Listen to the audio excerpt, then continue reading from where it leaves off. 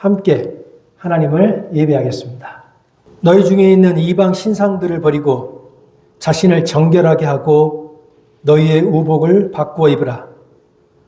우리가 일어나 베델로 올라가자. 내가 환난 날에 내게 응답하겠고 내가 가는 길에서 나와 함께 하신 하나님께서 거기서 제단을 쌓으려 하노라. 사랑이 많으신 하나님, 언제나 우리와 함께하여 주심에 감사를 드립니다. 주님의 사랑 안에서 한 주간을 평안하고 안전하게 살다가 주님의 부활을 기념하는 날에 함께 모여 예배를 올립니다. 우리가 받은 은혜에 감사하며 구원의 감격을 깨닫는 신령한 예배가 되게 하여 주옵소서. 오늘도 살아계셔서 우리와 함께 하시며 우리의 손을 잡아 이끌어 주시는 예수님의 이름으로 기원하옵나이다. 아멘.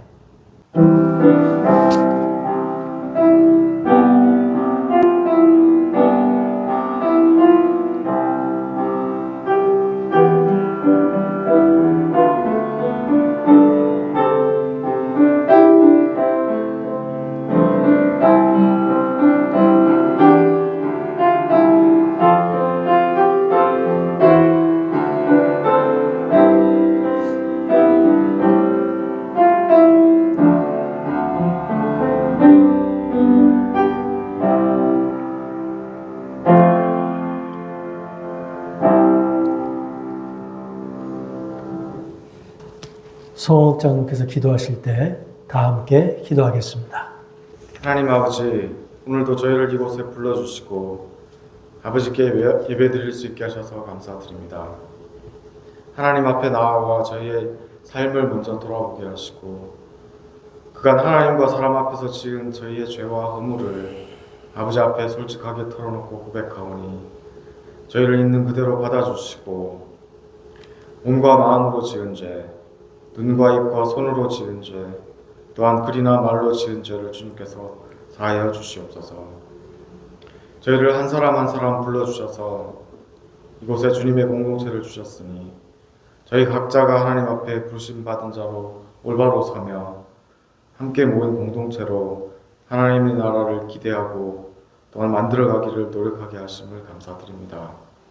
서로 돌아보아 사랑과 선행을 격려하는 저희 링컨 한인교회가 되게 하시고 주님께서 다시 오시는 그날까지 더욱 모이기와 기도하기를 힘쓰는 공동체가 되게 하여 주시옵소서. 지나온 날들 가운데 부어주신 하나님의 은혜와 그 크고 많은 저희 삶에서 이루어주신 감사한 일들의 기도 제목들을 잊지 않게 하시고 새로이 한 해를 시작하는 이 시간 그간 늘 보여주셨던 하나님의 성실하심과 우리를 향한 하나님의 뜻과 기대에 저희 모두의 관심과 눈높이를 맞출 수 있게 하시고 그 안에서 새로운 일들을 꿈꾸고 기대할 수 있게 하여 주시옵소서.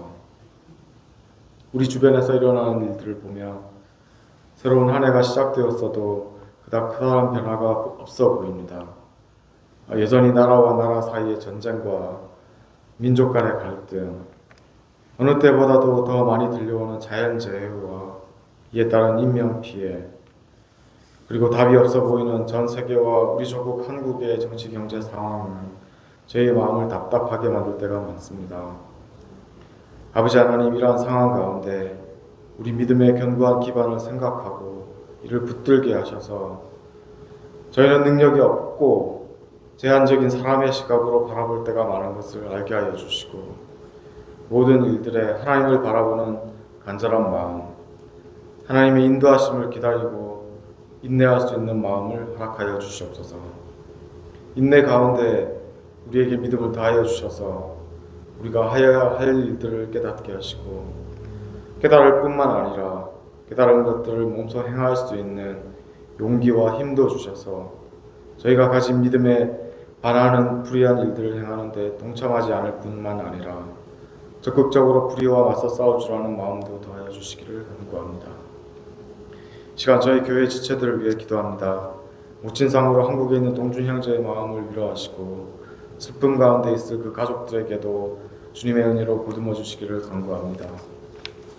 시간이 충분히 지나야만 슬픔이 잦아들겠지만 살아가며 두고두고 생각날 것입니다. 그때마다 주님의 위로가 임하기를 기도합니다. 육체의 질병과 정신적 고통을 겪고 있는 우리 믿음의 가족들이 있습니다. 이들을 위해 저희가 함께 기도하고 있습니다. 마음을 강하게 붙들어 주셔서 힘든 시간들을 잘 견디며 하늘로부터 오는 위로와 은혜를 바라볼 수 있도록 인도하여 주시옵소서. 이 시간 예배를 위해서 기도드립니다. 말씀을 전하시는 우리 박경현 목사님을 축복하시고 먼 길을 오가며 교회를 위해 사역을 하실 때 건강과 영적인 충만함을 다하여 주셔서 즐겁고 기쁜 마음으로 함께 교회를 섬길 수 있도록 주님께서 붙들어 주시옵소서. 이 모든 말씀 예수님의 이름으로 기도드립니다. 아멘. 이 시간 우리에게 주신 하나님 말씀 구약성경 출애굽기 2장 1절로 10절의 말씀입니다. 레위 가족 중 한 사람이 가서 레위 여자에게 장가들어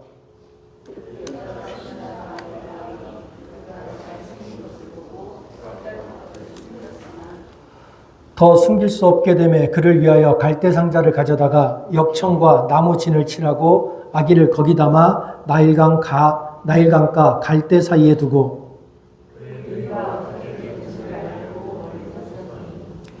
바로의 딸이 목욕하러 나일강으로 내려오고 시녀들은 나일 강가를 거닐 때에 그가 갈대 사이의 상자를 보고 시녀를 보내어 가져다가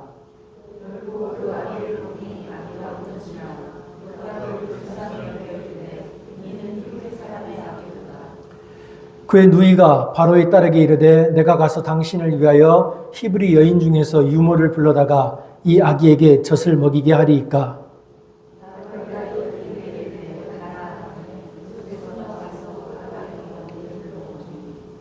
바로의 딸이 그에게 이르되 이 아기를 데려다가 나를 위하여 젖을 먹이라. 내가 그 삭을 주리라. 여인이 아기를 데려다가 젖을 먹이더니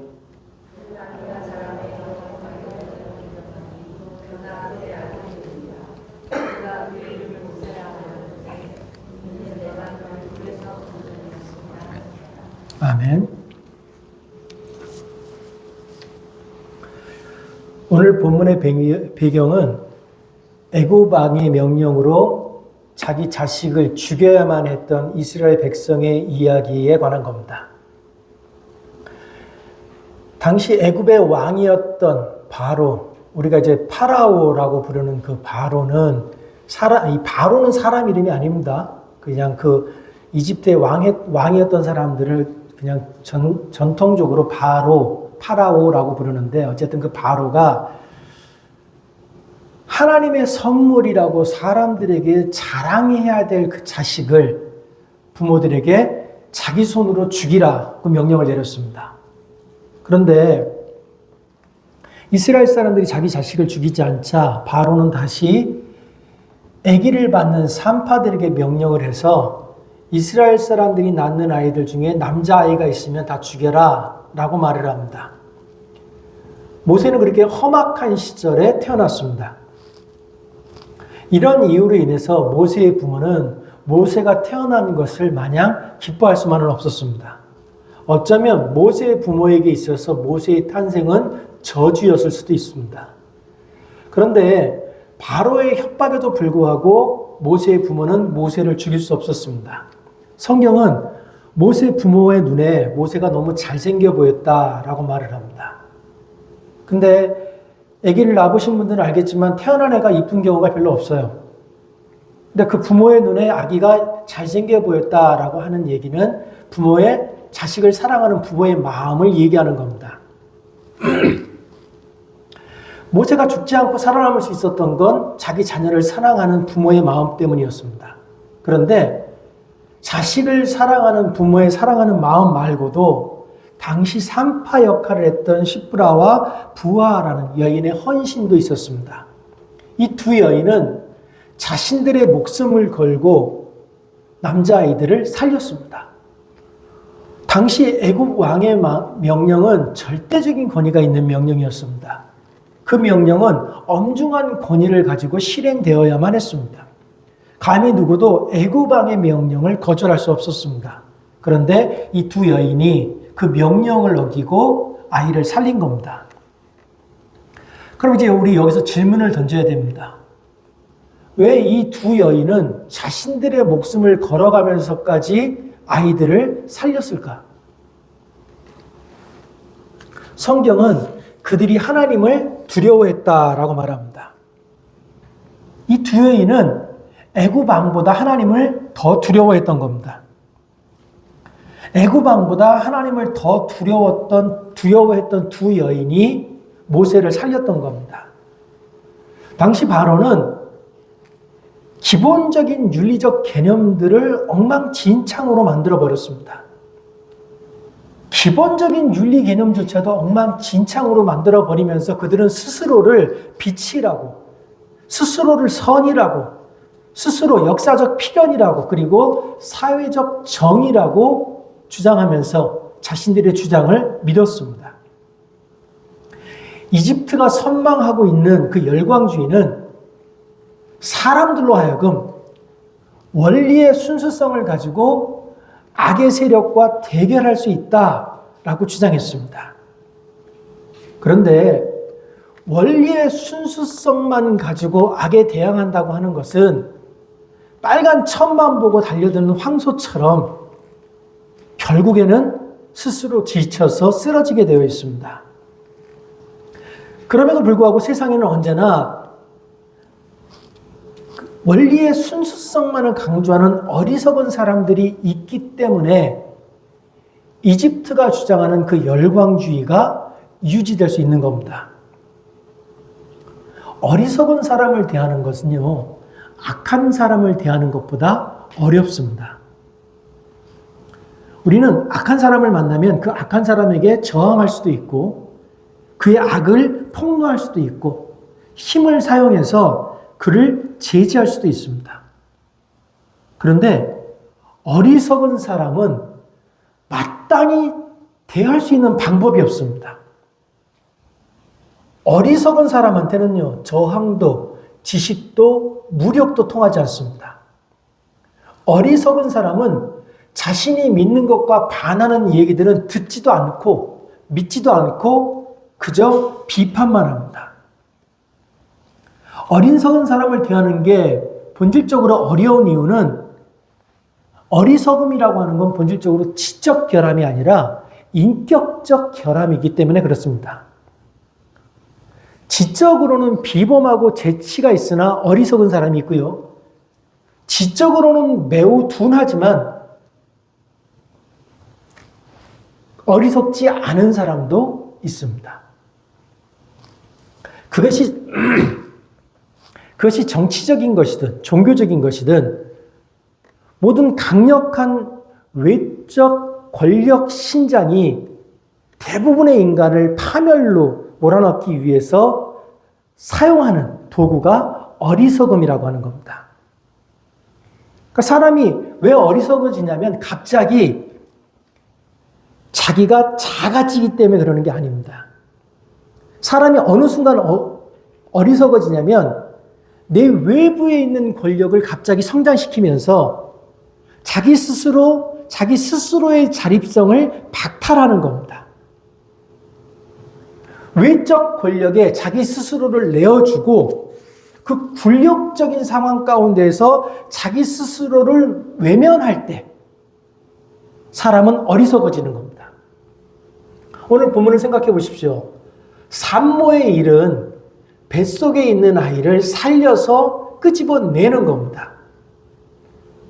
근데 바로는 생명을 살려서 끄집어내야 되는 직업을 가지고 있는 사람들에게 그 생명을 죽이라고 명령했습니다. 그 일은 직업 윤리를 어기는 거고 생명을 죽이는 행위입니다. 그럼에도 불구하고 그 생명을 죽이는 일에 자기의 직업 윤리를 범하는 일에 동참하는 사람들이 있었습니다. 성경에 딱 두 사람, 십보라와 부하라고 산파, 생명을 살린 두 사람의 이름을 거론한 이유가 뭐냐면 나머지 산파들은 바로의 명령에 따라서 사람을 죽이는 일에 동참했다는 거예요. 바로의 명령을 따라서 사람을 죽이는 일에 자기 직업 윤리를 저버리는 일에 동참했던 사람들은 자기가 지금 행하고 있는 일에 대해서 눈 감고 있는 거예요. 자기가 지금 무슨 일을 행하고 있는지 귀를 닫고 있는 거예요. 그렇게 스스로를 어리석은 가운데로 던져 넣고 있는 겁니다. 그러나 이 바로의 권력에도 불구하고 사람의 사람됨을 포기할 수 없는 사람들이 있었습니다. 바로가 정말 엄청난 권력을 가지고 있는 것은 사실이나 그 바로의 권력을 넘어서는 권위를 가진 분이 있다는 것을 믿는 사람들이 있었습니다. 그 사람들이 바로의 명령을 무시하고 아기들을 살렸던 겁니다. 권력에 의해서 외부에서 나를 향한 그 권력에 잠식당하지 않은 사람들, 그 사람들에 의해서 이스라엘의 운명이 바뀔 수 있었던 겁니다. 그렇다면 지금 여러분들을 움직이게 하는 참된 권력은 무엇입니까? 여러분이 정말 마음속 깊숙이에서부터 믿고 따르고 경외하는 것은 무엇입니까? 우리가 교회에 와서 하나님, 하나님 그러면서 기도도 하고 예배도 하는데 우리가 하나님이라고 부르는 그분의 정체는 도대체 뭡니까? 어떤 분에겐 직장 상사가 하나님입니다. 어떤 분에게는 남편과 아내가 하나님입니다. 어떤 분에게는 자녀가 하나님입니다. 어떤 분에겐 부모가 하나님입니다. 어떤 분에겐 친구가 하나님입니다. 우리 청년 중에 지금 연애를 하고 있는 청년들이 있다면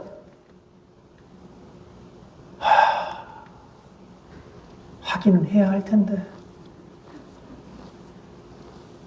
어쨌든 그럴 가능성은 없으나 혹시 하고 있다면 그 연인이 하나님이 될 수 있습니다. 또 어떤 사람들은 돈이, 또 어떤 사람들은 건강이 하나님이 될 수 있습니다. 내가 믿는 하나님이 뭔지를 여러분 알고 싶으시면 여러분이 일상적으로 삶을 살아갈 때 여러분 마음에 가장 자주 떠오르는 것, 여러분이 어떤 결정을 할 때 그 결정에 가장 큰 영향력을 행사하는 것이 무엇인지 한번 생각해 보시기 바랍니다. 그게 여러분이 믿는 하나님입니다. 모세의 부모도 산파도 모세를 살리기 위해서 노력했습니다. 그런데 그들의 그 노력에도 불구하고 그들이 더 이상 모세를 지킬 수 없는 시점이 다가왔습니다. 더 이상 모세를 집에 숨겨서 키울 수 없었던 겁니다. 우리 인생도 마찬가지입니다. 우리가 아무리 노력해도요, 안 되는 일이 있습니다. 우리가 아무런 잘못을 하지 않았음에도 불구하고 우리 인생에 힘든 일이 생길 때가 있습니다. 도무지 이해할 수 없는 위기가 우리 인생에 닥쳤을 때 우리는 그 위기 속에서 허우적거리다 죽을 건지 아니면 그 위기의 원인을 제거하기 위해서 비정한 선택을 할 것인지 아니면 그 위기에서 벗어날 수 있는 나름의 방법을 강구할 것인지를 선택해야 됩니다. 모세의 부모는 그 위기를 벗어날 수 있는 나름의 방법을 강구하기로 결정했습니다. 그래서 그들은 갈대 상자를 만들고 그 상자에 역청과 나무의 진을 발랐습니다. 여기서 역청은 그 석유, 원유의 그 끈적끈적한 것을 말하는 겁니다. 그걸 발랐다는 겁니다. 그리고 그 상자에 모세를 태워서 강에 떠내려 보내기로 결정을 했습니다. 그리고는 그 일이 어떤 결과를 가져올지 지켜봤다 그럽니다. 근데 그때 우연하게 바로의 딸 애굽의 공주가 그 상자를 발견했습니다. 공주는 바로의 딸이었음에도 불구하고 자기 아버지의 명령을 어기고 성경에 분명히 그래요. 히브리인의 아들임을 알았다 그래요. 히브리인의 아들임을 알았음에도 불구하고 키우기로 결정했습니다. 애굽의 공주가 모세가 타고 있던 그 갈대 상자를 발견한 건 정말 우연이었습니다. 더군다나 우연히 히브리인이 버린 아이를 발견한 애굽의 공주가 그 아이를 궁정에 데려가서 키우겠다고 결정한 것은 누구도 상상하지 못한 일이었습니다. 그런데 아무리 하나님이 사람들을 통해서 구원하셨다 할지라도 모세의 입장에서 생각을 해보면 지금 모세가 처해 있는 그 상황은 자기는 할 수 있는 게 아무것도 없고 그저 흘러가는 대로 흘러가야만 하는 불쌍한 처지입니다. 3개월 된 아이가 갈대상자 안에서 할 수 있는 게 뭐가 있겠습니까? 설령 그 갈대상자에 물을 저을 수 있는 노가 있고 방향을 잡을 수 있는 방향타가 있었다 할지라도 겨우 3개월 된 아이가 할 수 있는 건 아무것도 없습니다. 3개월 된 아이, 그래서 아무것도, 스스로는 아무것도 할 수 없는 그 무능한 아이, 그것이 모세의 처지였습니다. 스스로 결정할 수 있는 게 아무것도 없는 3개월 된 아이 모세가 할 수 있는 유일한 것, 의지할 수 있는 유일한 것은 그저 작은 갈대상자 하나였습니다. 모세가 처한 이 상황이 우리 삶의 현실과 너무 닮아 있습니다. 우리 인생도 불어오는 바람에 흔들리고 있습니다. 우리 현실은 때로는 사력을 다해서 이 밤을 버티고 있는데 내가 사력을 다해서 버티고 있는 이 밤이 지나가기도 전에 또 새로운 밤이 우리 삶을 덮쳐오는 것 같습니다. 우리의 삶은 저 멀리 분명히 열려있는 문이 보이는데 나는 분명 그 문을 향해서 걸어가고 있다고 생각을 하는데 자꾸 현실은 어두운 벽에 부딪히며 아픔을 느끼는 겁니다. 우리의 삶은 마치 맛있게 구워진 뜨거운 사과파이를 먹는데 그 뜨거운 사과파이 위에 놓여있던 뜨거운 시럽이 우리 목구멍을 타고 내려가는 것과 같이 고통스럽습니다. 우리의 삶은요, 마치 유리공장에서 만들어진 전구가 밖으로 나가서 단 한 번도 불을 켜지 못했는데 그냥 깨져버리는 것처럼 똑같습니다. 눈물 젖은 우리의 삶은 단 한순간도 그 눈물이 마르지 않는 것처럼 슬프고 아픕니다. 그래서 우리는 때때로 우리가 살아가는 삶이 이 삶의 현장이 전쟁터와 같다는 느낌을 갖습니다. 더 무서운 건 그 어려운 삶을 사는 우리가 서로를 극한으로 밀어붙인다고 하는 겁니다. 귀뚜라미를요, 여러 마리 잡아다가 좁은 상자에 가둬놓으면, 그래서 귀뚜라미가 스트레스를 받으면 아주 자주 점프를 뛴답니다. 그 스트레스를 풀기 위해서 계속 뛴대요. 그냥 뛰기만 하는 게 아니라 옆에 있는 동료들을 공격한답니다. 쥐들을 잡아다가 좁은 공간에 가둬놓고 스트레스를 주면 서로 물어뜯고 죽인답니다. 그리고는 집단적으로 자살을 감행한답니다. 요즘 우리가 살아가고 있는 현실이 그렇습니다. 요즘 사람들은요, 악의 없이 욕합니다. 요즘 사람들은요, 의미 없이 비방합니다. 요즘 사람들은요, 밥 먹듯이 거짓말합니다. 요즘 사람들은요, 제 몸에 쉽게 칼을 긋고 가족 간에 폭력을 휘두릅니다. 오세영 시인이 자신의 시에 이렇게 처참하게 깨어져 있는 현실을, 우리의 현실을 이렇게 표현했습니다. 깨진 그릇은 칼날이 된다.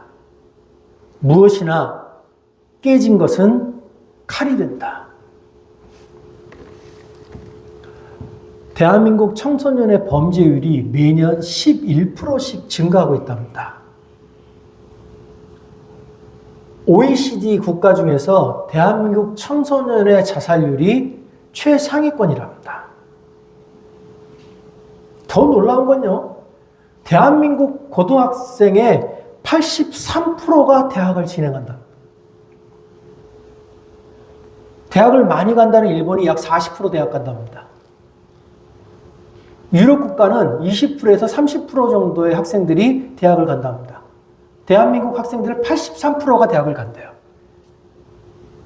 근데 제가 만나본 대한민국 고등학생 중에 공부를 사랑하는 아이들이 별로 없어요. 왜 대학을 갑니까? 한국에서 대학을 졸업하지 않으면 사람 취급을 못 받거든요. 어른들이 어려서부터 자꾸 그 생각을 주입해 주거든요. 너 대학도 못 나오면 평생을 살면서 사람 취급도 못 받게 될 거라고 자꾸 주입하거든요. 까미가요, 시지프의 신화에서 이렇게 말합니다. 사람의 고통 중에 가장 큰 고통은 무의미한 노력을 강요받는 것이다.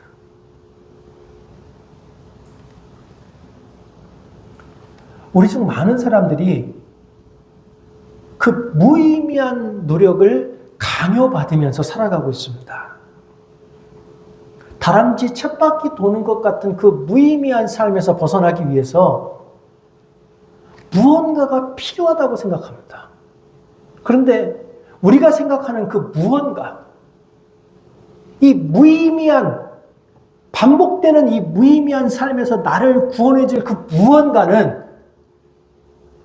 적어도 모세가 타고 있는 작은 갈대 상자는 아니라고 우리는 믿습니다.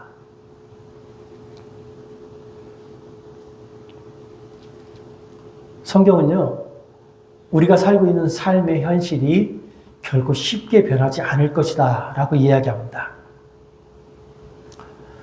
저 또한 여기 있는 우리 젊은이들에게 한 가지 확실하게 말할 수 있는 게 있습니다. 언제 무너질지 모르는 불확정성과 불안을 안고 비틀거리는 이 현실 세계가 요행이도, 당연한 게 아니고요, 요행이도 언젠가 제자리를 찾아서 살만한 세계가 된다 할지라도 그 변화의 시기는 어쨌든 여러분의 젊음보다는 훨씬 늦게 올 겁니다. 그렇게 절망적입니다.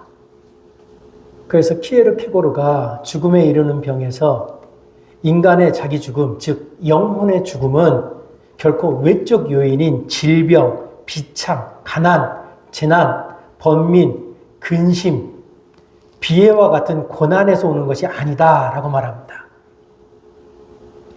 우리를 절망에 이르게 하는 것은 고난이 아니라 절망이라는 말입니다.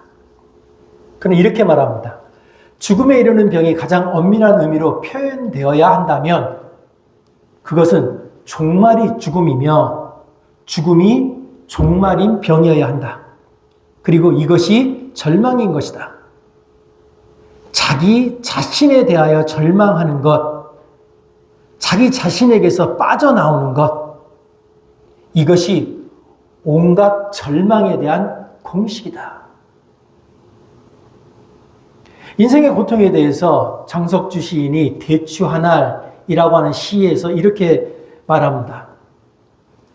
저게 저절로 붉어질 리 없다. 저 안에 태풍 몇 개, 저 안에 천둥 몇 개, 저 안에 벼락 몇 개. 저게 혼자 둥그러질 리는 없다. 저 안에 무서리 내리는 몇 밤, 저 안에 땡볕 두어 달, 저 안에 초송달 몇 날. 대추 한 알이 익는데도 태풍, 천둥, 벼락, 무서리, 땡볕과 같은 고난이 있다라고 노래합니다. 시인은 우리에게 우리가 겪는 고난이 우리를 죽음에 이르는 병으로 이끌어가지 않을 것이라고, 오히려 우리를 성숙하게 할 것이라고 노래합니다. 때문에 우리는 큰 상자만이 우리를 보호할 수 있다라고 하는 그 신화에서 벗어나서 하나님을 믿고 하나님을 따르는 경건함, 다른 말로 하면 자기 스스로를 사랑하고 자기 스스로를 신뢰하고 가꾸는 법을 배워야 합니다.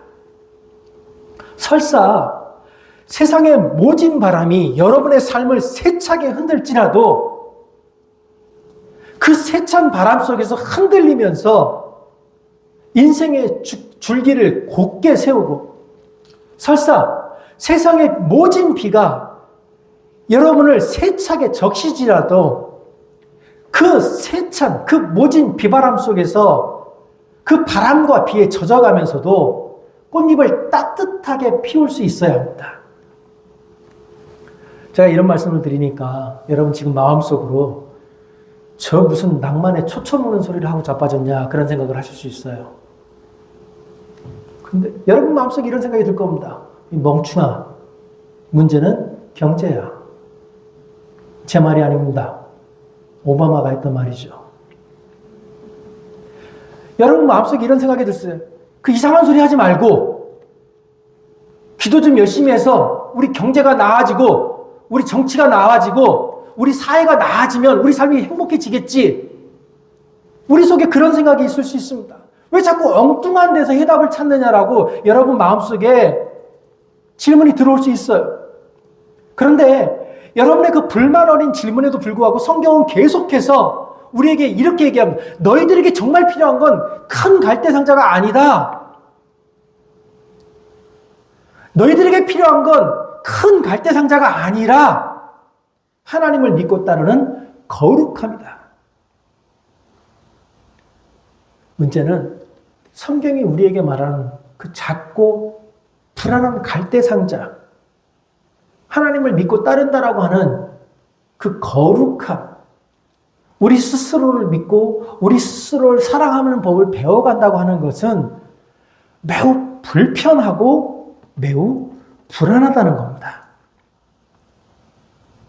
스스로 움직일 수 있는 동력도 없고 스스로 방향을 잡을 수 있는 방향토도 없는 작은 상자를 타고 강물을 떼내려 간다는 건 이 험악한 세상에 하나님을 믿고 하나님께 기도하면서 그분을 의지하면서 살아간다고 하는 건 정말 불편하고 불안한 일입니다. 더군다나 내 인생인데 내 인생이 내 소망과 내 의지와 전혀 관계없이 그저 물살을 따라 흘러나가는 작은 상자에 누워있는 것 같다는 건 정말 우리를 숨막히게 하는 겁니다. 내 인생인데 내 의지와 상관없이 외부 환경에 따라서 내가 그저 흘러가야 한다는 것, 그게 우리를 불편하게 합니다. 그런데 생후 3개월 된 아기 모세가 그런 상자에 놓여서 강물에 던져졌습니다. 그가 할 수 있는 게 아무것도 없었습니다. 모세는 아무것도 할 수 없이 그 상자에 갇혀서 불안에 떨며 울었을 겁니다. 모세를 태운 상자가 가다가 강물에 뒤집혀질지 그저 흘러 바닥까지 흘러갈지 모세는 알지 못합니다. 그런데 그 막연한 상황 가운데 있던 모세를 애굽의 공주가 구했습니다. 하나님을 알지 못하는 사람들은 이것을 우연이라고 말하고 하나님을 믿는 사람들은 이것을 섭리라고 말합니다. 근데 어쨌든 하나님의 섭리에 의해서, 어쨌든 우연에 의해서 모세는 애굽의 공주에 의해 구원을 받았고 40년 동안 공주의 아들로 자라면서 통치자가 받아야 될 교육과 훈련을 받았습니다. 그리고 그것을 통해서 그는 이스라엘의 지도자로 준비되었습니다. 애굽의 왕은 이스라엘의 모든 남자애를 죽이려고 했습니다. 그런데 그의 계획은 모세의 부모 그리고 산파들에 의해서 무선되었습니다. 그리고 치명적으로 그 딸에 의해서 그의 계획은 무참하게 무너졌습니다. 다윗이 이렇게 노래합니다. 여호와는 나의 목자시니 내게 부족함이 없으리로다. 그가 나를 푸른 풀밭에 누이시며 쉴 만한 물가로 인도하시는도다. 내 영혼을 소생시키시고 자기 이름을 위하여 의의 길로 인도하시는도다. 내가 사망의 음침한 골짜기로 다닐지라도 해를 두려워하지 않을 것은 주께서 나와 함께 하심이라. 주의 지팡이와 막대기가 나를 안위하시나이다. 주께서 내 원수의 목전에서 내게 상을 차려주시고 기름을 내 머리에 부으셨으니 내 잔이 넘치나이다. 근데 이 구절에서 이 부분을 주목해 보시기 바랍니다. 주께서 내 원수의 목전에서 내게 밥상을 차려주셨다. 상을 주셨다는 게 아니에요. 밥상을 차려. 내 원수가 지금 나를 죽이려고 지켜보고 있는데 그 앞에서 내 하나님이 내가 평안 가운데 밥을 먹을 수 있도록 밥상을 차려주셨다는 거예요. 하나님을 믿는 자들이 타게 될 갈대상자는요, 절대 5성급 호텔의 스위트룸이 아닙니다. 하나님을 믿는 자들이 타게 될 그 갈대상자는 절대 크루즈 호텔, 크루즈배, 크루즈가 아닙니다. 그러나 하나님을 믿는 자는 그 갈대상자 안에서 평안함을 누릴 수 있습니다. 왜냐하면 우리 눈에 보기에 보잘것없는 그 작은 상자를 우리 주님이 붙들고 계시기 때문입니다. 우리 생각에 그 상자는 불안해 보이지만, 많이 부족해 보이지만 그 불안하고 부족해 보이는 상자를 우리 주님이 붙들고 계시기 때문입니다. 우리 삶이 비록 지금은 땅 위에 뿌리를 내지 못하고 물결에 떠밀려 다니는 부평초 같을지라도 그 삶을 우리 주님이 붙들고 계십니다. 모세의 갈대상자를 붙들어 주셨던 그 하나님이 지금 우리와 함께 하시고 우리의 삶을 붙들어 주십니다. 앞이 보이지 않아 답답하고 길이 보이지 않아서 두려울 때 지금 이 순간에도 우리와 함께 하시는 그 하나님 앞에 조용히 무릎을 꿇고 그분의 뜻을 들을 수 있었으면 좋겠습니다. 제가 아주 좋아하는 얘기가 있어요. 먹구름이 잔뜩 껴서 하늘이 시커먼 날에도, 그래서 우리가 생각하기엔 태양이 사라져버렸다라고 믿는 그날에도 태양은 그 먹구름 너머에 있다는 겁니다. 도정환 시인의 시로 오늘 설교를 마치겠습니다. 흔들리지 않고 피는 꽃이 어디 있으랴. 이 세상 그 어떤 아름다운 꽃들도 다 흔들리며 피었나니, 흔들리면서 줄기를 곧게 세웠나니, 흔들리지 않고 가는 사랑이 어디 있으랴. 젖지 않고 피는 꽃이 어디 있으랴. 이 세상 그 어떤 빛나는 꽃들도 다 젖으며 피었나니, 바람과 비에 젖으며 꽃잎 따뜻하게 피었나니, 젖지 않고 가는 삶이 어디 있으랴. 기도하겠습니다.